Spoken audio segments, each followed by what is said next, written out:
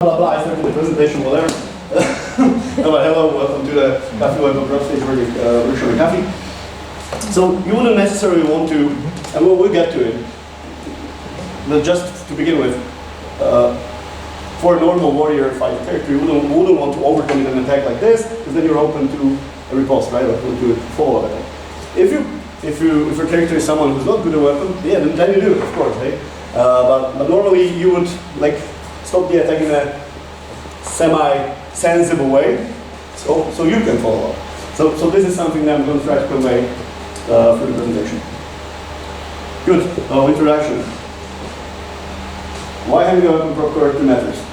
So, and correctly in this sense can mean either as an adept or inept person. So that helps to really convey the kind of character you are. So for Shanks, for example, you have Griffin the sword, but you wouldn't really use it because he doesn't need it.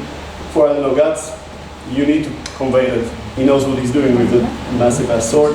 I don't know, for, let's say, Bilbo, if you're doing, I don't know, Hobbit or something, you want to maybe convey that he's courageous enough to stay in a fight, but doesn't really know what he's doing, right? He's just probably holding it in front of him to defend someone. So you can really convey a lot of the personality or the background of the character in this way. So how extreme martial arts can improve your cosplay? And mostly cosplay performance, of course. They can give you a little bit of a, even without any training, they can give you the framework and the, what do you call it, mindset to really do it properly. So what I'm going to focus on is mostly, and we'll see them in the other slides, is really the adept with a weapon, but the same applies to the inept people.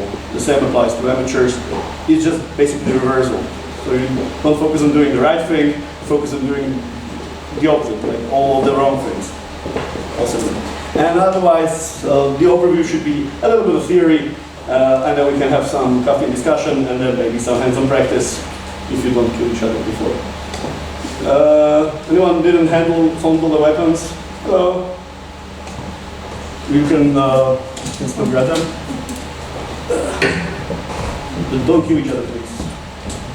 That's my one rule. I think the people will tell you they have. Can you pass them? Good. Someone. Yeah, and then some hands on. Good. Where is the katana? Oh, there. Okay. So this is what I added from the last time. Is really to focus on the archetype. So hero villain distinction does not really matter in this trying to convey some kind of weapon prowess or martial art background, because it doesn't really matter. A hero can wield his weapon just as well as a villain, or vice versa. So that's pretty convenient, I would say. It doesn't apply to every part of your roleplay, but for how to work a weapon, I think it applies pretty well. We're gonna focus on a warrior, fighter, whatever hero, not hero, but warrior, fighter, like melee weapons kind of archetypes. But I think a lot of those apply to ranged weapons as well, or like guns. So basically, very similar principles. And then the cowardly, unskilled, or whatever characters, like the opposite of those really good weapons. It's just the same. It's a mirror image of the former. So as I said, we're gonna wanna focus on doing the mistakes basically intentionally, and like being a little bit shaky or like holding it in an awkward way or something. We can get there. So let me start with a few really nice thoughts from the masters, and we have some more we can talk about. These were. I don't think it's really thinking. And these are just to get you in the mindset. So I think this is a very pivotal one. A weapon must be an extension of your body moving as you move. Right? So, how do it? Like, someone can stand with a weapon like this, but if you come to the fight like this, then you're gonna get your ass kicked, right? So, I mean, that doesn't mean you cannot pose in a cool way, but it should. For a warrior character or a proficient character, it should be less stiff, like long, I mean, straight legs, and like very stiff, it should be more like the elegance and a panther before it strikes, right? So you're bending the knees, kind of loose and ready to unleash at any moment. So even the same thing can be portrayed in different ways. Hello. And the other thing, yes? May I just add something to the pose? Sure. I don't know if you were here yesterday, but one of the cosplay hosts had a presentation on posing, and she mentioned that it's really good if you, when you pose, you do angles. So you just, you put your hand like this, then one foot you have like in front of, so you see angles, and it has like more, I don't know what you want to say. more dynamic. Like more dynamics. Yes. But I don't know about posing that much, so yeah, it could be. But now I'm just focusing on the weapon. So what I also mean is, since it's an extension of your body, usually the biomechanics of the human body, sorry, I'm just really pedantic. So this is the outside. So yeah, thank you. So yeah, the sword, biomechanics won't really let you. So if you try to cut someone, let's say with one hand, because two it's a little bit awkward, but with one hand, it actually, as you see, it aligns with the body, right? So if I want to do this, I mean, I can do this, but generally it's going to be semi-aligned with the body. So even like, if I point at someone with a weapon, it all becomes an extension. So if I would do, I don't know, if I would do this, I mean, it can look cool, but it's, I don't know, it's missing something. I think this has a lot of intention, right? And then, of course, if you're cosplaying and you're on a stage, you also, or you're taking pictures, you also do need to think about making an angle with the weapon so that it shows in the picture. So you do distort reality a little bit, but this is just about the mindset. Right? Good. Strike with intent, move with purpose, do not pose. Okay, you can pose, still cosplay. But yeah, the same thing. In fencing, if I would be like trying to do something and then I would probably get my ass kicked, right? So I do need to, or what you want to portray is that your actions have an intent. So you can, and it's very, how do you call it? Common. It's very common in combat. You do tend to open yourself to an attack. That's to provoke an attack so you can react to it, right? So even an action that seemingly is suicidal has an intent. Yeah, and then you can see it a lot of times, like to feint and then try to attack someone or something. So this is the kind of mindset that I'm trying to provoke here. And moving with purpose, right? If I'm moving forward, what is my purpose? Is it to attack? Is it to intimidate? Yeah. I shouldn't just move here because I need to be here on the stage. It should be, oh, you're talking to me. Yeah, I can be still ready to whack you if I need to. Good. And I wanted to add also something from Asian martial arts. I did used to do them for a lot of years.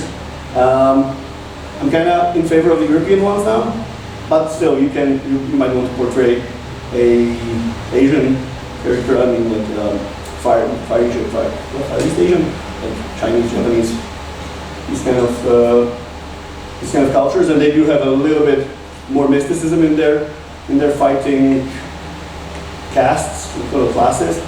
So yeah, samurai and all what are the guys with the long Chinese swords called? I don't know.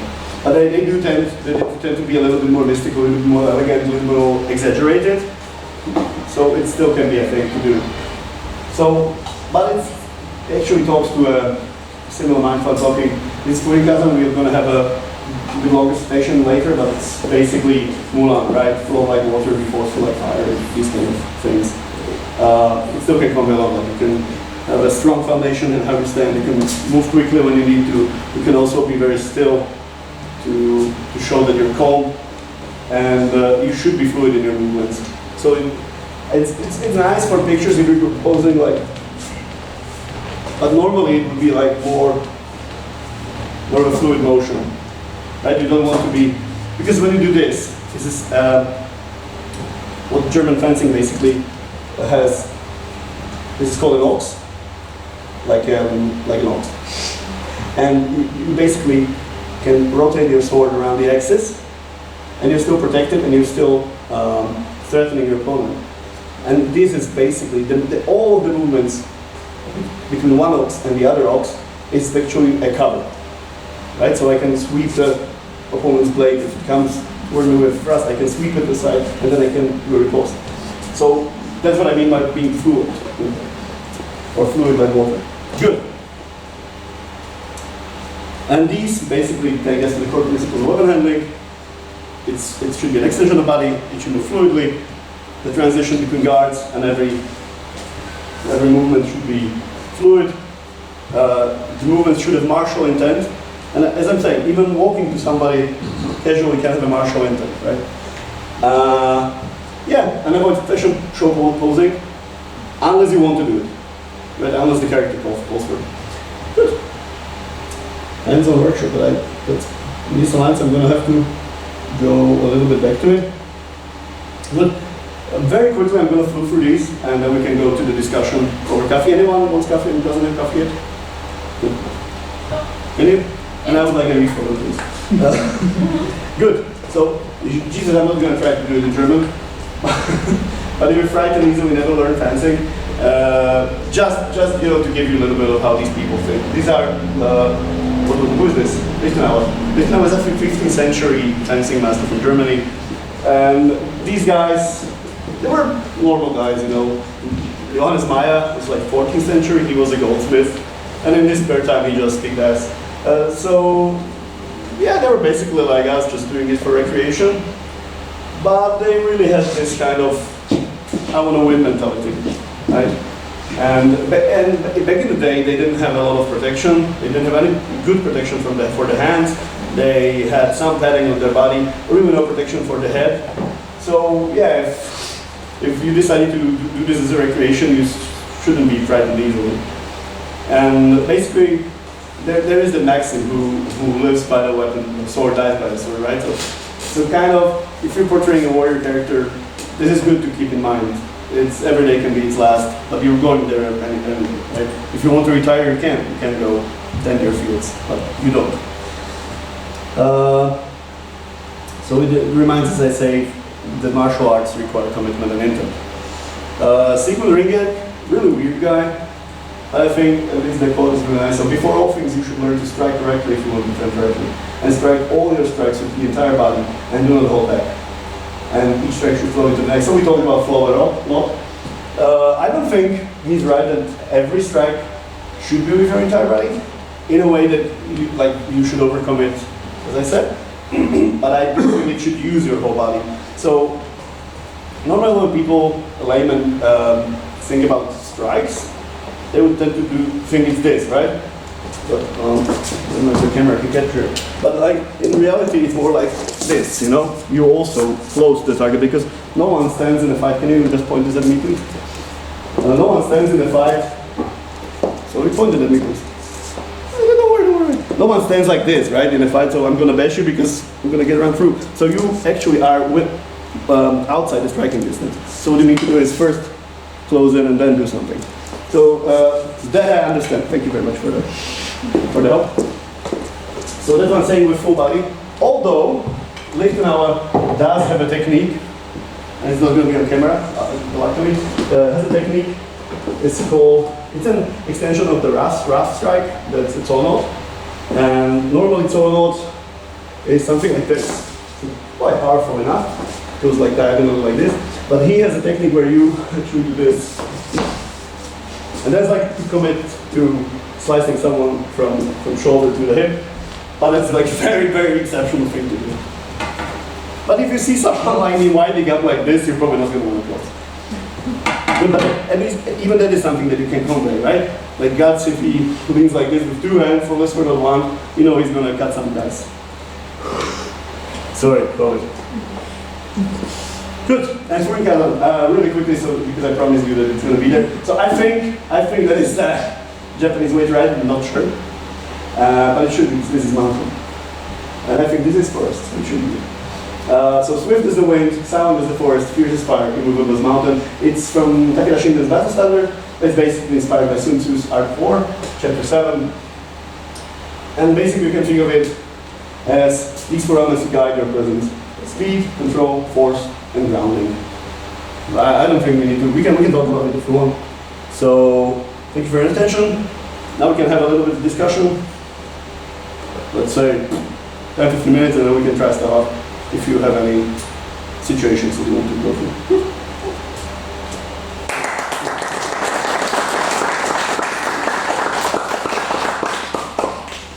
I have a question.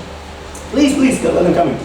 So, in media, whether comics, movies, anime, cartoons, whatever, the fighting style is often very different than actual historical martial arts. Yep. There's a lot of turning and twisting and dancing rather than just trying to kill the opponent with the least amount of energy possible.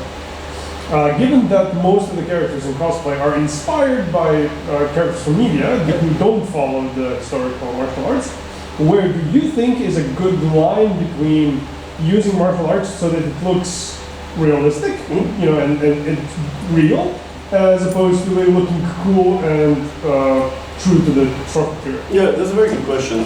I usually tend to disagree with most of my fellow fencers who are all in for historical realism. I don't think they realize how bad it would look on TV or on screen. And you're very, very true in saying that I think there's a line. And I think it's, like in every aspect of life, it's a trade-off.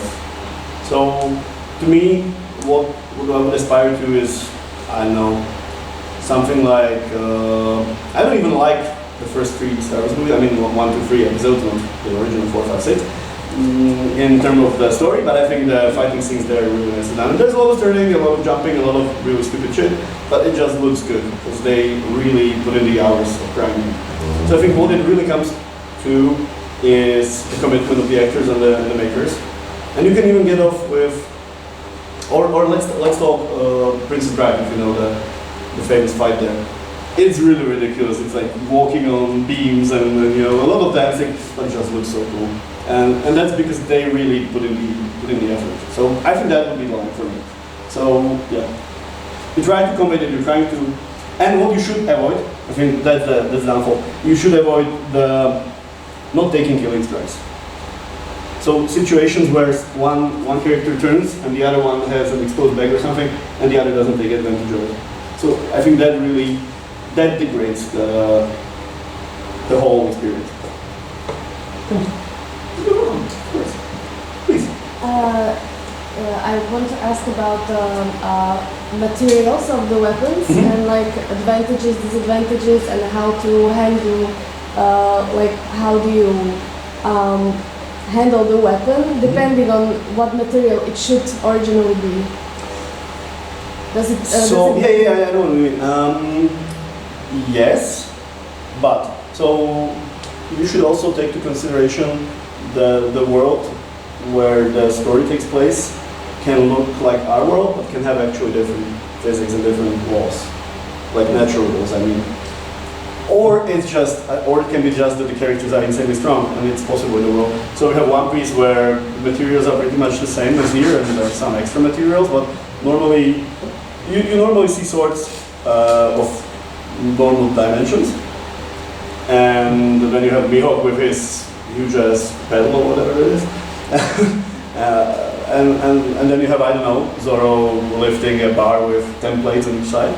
So we can't really tell in One Piece, for example, if the character just looks so strong, but I think that's the suggestion, or if the laws are different. In Guts, we can pretty much tell that the laws of nature are similar to ours, but he's just insanely strong. So he wields a huge weapon as I would a normal sword. And then you can have worlds where, I don't know, materials are perceived as heavier or lighter, so you should go to that. So, for example, in Star Wars, the lightsabers are supposed to weigh nothing, but they're supposed to gain weight when they come into contact with each other because the fields are kind of pulling on each other. So you should really, as a cosplayer, watch out for these details, put the puzzle together as well as you can, I think, and then try to make as much sense of it. Because some things just won't add up. And I think it's really okay to do not focus on the things that don't add up, and just have a nicely coherent picture. Is that a good answer? Yeah, but maybe add okay, so something like- more like from historical point of view, so not like anime or some other world, but like maybe. In our world. Yeah. Okay, then I think it's a good idea. But nowadays online you have a lot of specs, so you can really see the weight of the weapons. I'm still surprised that you can read, or you can hear in castles that swords weight 10 kilos, because we know for at least 20 plus years that it's not the case.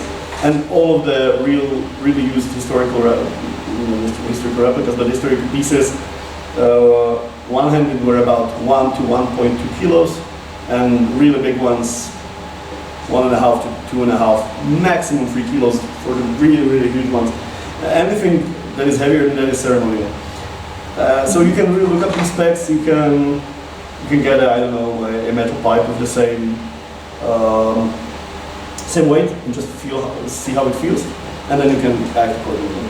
The other thing, what I would then think about when working with either foam or EVA or Warbler or anything, is that normally the weapons, historically I think they were point balanced somewhere around here. What is it?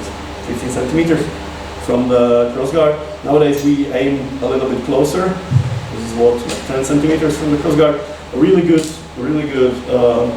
scenic weapons are almost balanced here, but that's not your benchmark. Really good battlefield weapons nowadays are balanced about 6 centimeters from the crossguard. So this is your ballpark. So the balance point is here. A metal pipe will have the balance point here. So it will be a little bit what we call a front heavy. So this portion will be as heavy as this one. So it's going to keep you forward. Since the balance point is here, it actually sits very comfortably. Especially if you lower your hand, the weight goes here. If you're going to go here, the whole thing's going to pull. But still, it's going to be centered around your hand, so it's very easy to turn. So find the weight of what it should have been, so that you can feel it, and then do think about it that it's going to be, and you can even do it like if you have a spear or something that is made out of, I don't know, EVA or something, you can add some wire at the bottom, cover it with some EVA, because the spears usually have the back spikes, and you can actually balance it somehow. But for a spear, that's probably not a good thing, because any of these kind of weapons, so spears, maces, they really would have been forward heavy, right? So this is for this kind of, how do you call it, impact weapons. So these kind of impact weapons, you want to have the weight here, so that you can crush, right? So it's really a complex question, and you should look at the class of weapon you're dealing with. You should look at some real-life specs, and then I think you should figure out where that point of balance is, and then we'll tell you. Feel free, and then we'll tell you like how to handle it. And yes, as I said, you can modify the model. So I don't know, your spear or your axe doesn't need to weigh 2 kilos. It can weigh 300 grams, but you still can put some little weights where you need them to be, so the handles is should. And if it doesn't, you can still work with it because it's just so light that it doesn't matter where the point of balance is. It's easier if it's there, but you can still act around it. Please do. So you've mentioned being light on our feet as one thing we can do to improve our stance. Do you have any other advice for people who've never done martial arts to improve the way we handle weapons or seem to handle weapons? Yes. I think the first one would be to loosen up. I see my girlfriend, she tends to, whenever I tell her to do something, martial arts, she's like, tense up. And then you can't really move because everything is stiff. So the thing would be to loosen up. Even this, I mean the grip, this is not a super light weapon, it's not super heavy as well, but you can hold it with 2 fingers. So the grip can be very loose, and then you only need to tighten and only the grip of your arm in the point of impact, so it doesn't go flying from your hand. So the first thing would be definitely loosen up. And then that obviously to gain this kind of, and you don't need to jump up like voxels, right? I mean, we do it in HEMA, in like tournament fencing, but just to be ready to move it at any given point of time. That's one thing.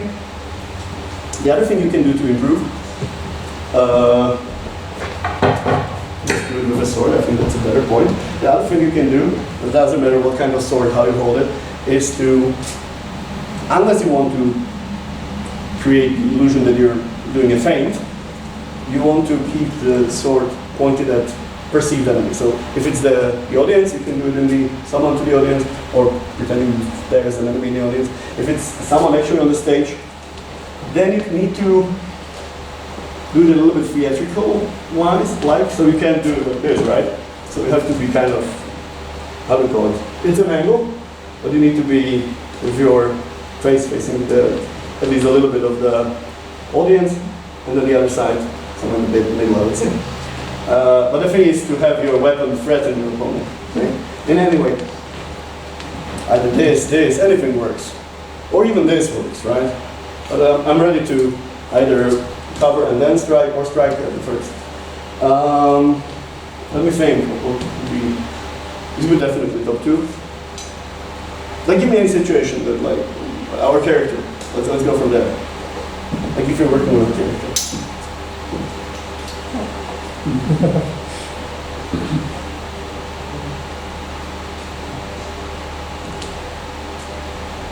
Paul? I'm helping.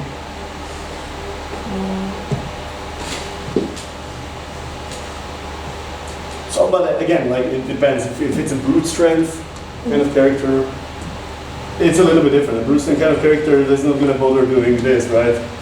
This is more for